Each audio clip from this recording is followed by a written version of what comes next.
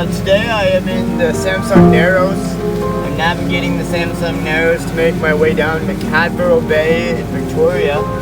I left Ladysmith at 8 a.m. and my estimated time of arrival is at 6 or 7 p.m. Today I'm motoring because the wind is coming from the south and I really don't want to tack back and forth all day. So basically I woke up today, lifted anchor, made myself a coffee, hit the autopilot, started cruising. And beautiful out here, it really is beautiful. Check it out.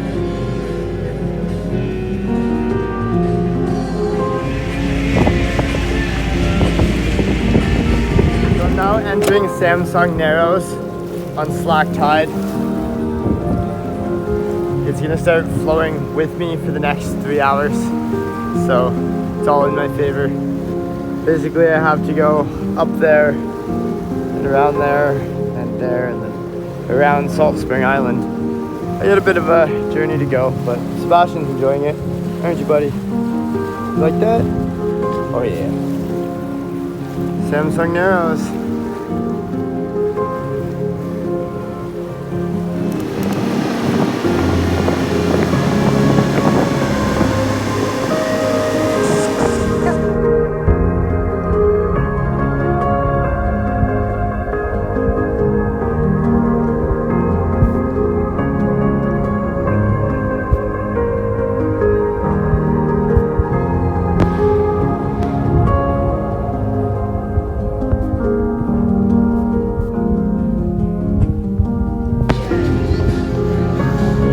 Now the autopilot is driving itself. We're doing exceptionally well, doing 8 knots. Traveling this boat right here that has to be doing at least 11 knots, which is absolutely crazy. We've officially made it through Samsung Narrows.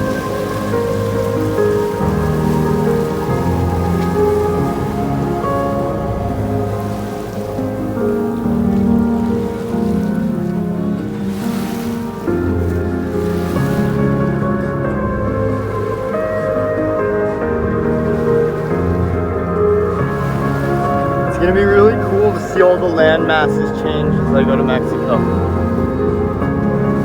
Right now I'm just in the process of trying to get all my paperwork together. Passports, vet checks, EPIRB registration, boat registration, insurance in Mexico, temporary import paperwork for Mexico to import the boat for 10 years. It's a list of things that I have to do and have to get accomplished before I leave Canadian waters. So when people think they're just gonna buy a boat and they're gonna go and sail the world, they don't understand that there is a lot of logistics to it if you want to do it properly and have all the necessary tools given to you. I know a lot of people who sail without AIS and they sail without EPIRBs and they sail without life rafts and stuff like that, but unfortunately I'm not one of those sailors and I'm not willing to take unnecessary risks. So I will have all that with me, but it's just taking its own time to get done type thing. So I'm hoping that September 15th I'm able to leave and start just making my way south. Hopefully I'll be in La Paz for the winter. I guess in Mexico there really is no winter, so I'll be in La Paz for a bit until hurricane season passes, and then I want to make my way down to Panama. From Panama, I want to get through the canal and out the other side, heading back north, making my way to Belize, and then to Cancun, crossing over to Cuba. And then from Cuba, I want to go to Key West, Florida. Key West, Florida, I want to do a Lindy Hop coastal cruise from place to place until I reach Halifax. Halifax is something I'm going to have to do a little bit more research on because they have the Bay of Fundy in New Brunswick, and that's what I believe to be the highest tides in the world. So I'm going to have to really see what my options are in that aspect. Once I get to Halifax, Nova Scotia, I want to go through the St. Lawrence Seaway, eventually making my way back to Kingston, Ontario, where this boat was originally bought, therefore completing its loop around the world.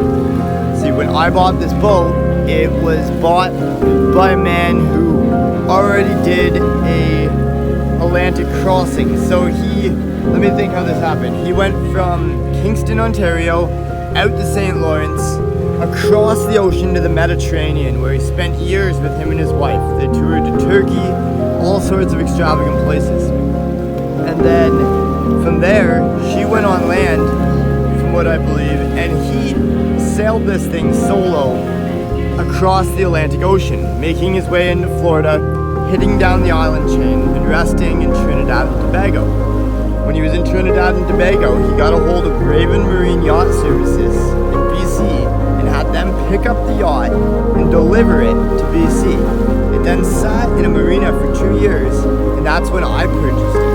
So this boat is ready for global circumnavigation. It comes equipped with a water maker, a Yanmar that I just did all the work on, as you can see in my previous videos, solar panels, wind panels. It's got a 12-volt fridge in it. It has everything that I could have ever dreamed of. So all these used to be things that were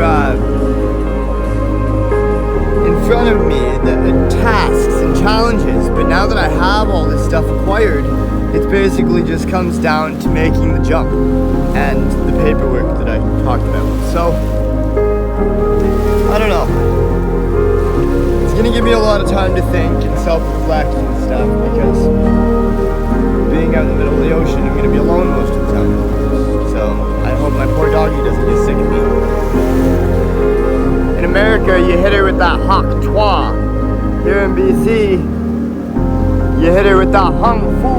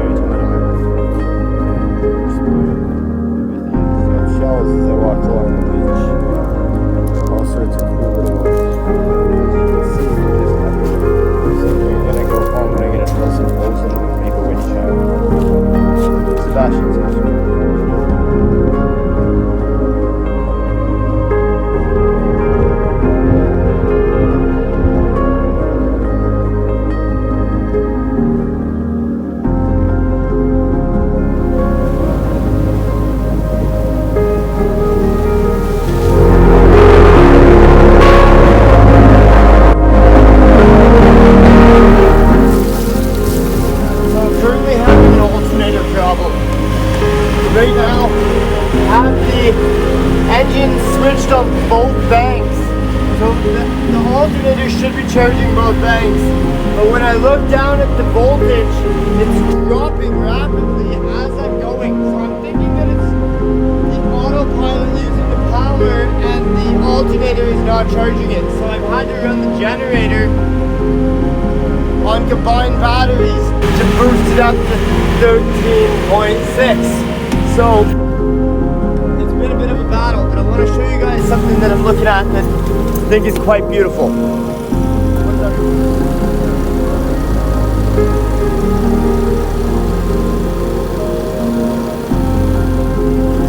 This is the type of shit that I live for, man. This is so beautiful.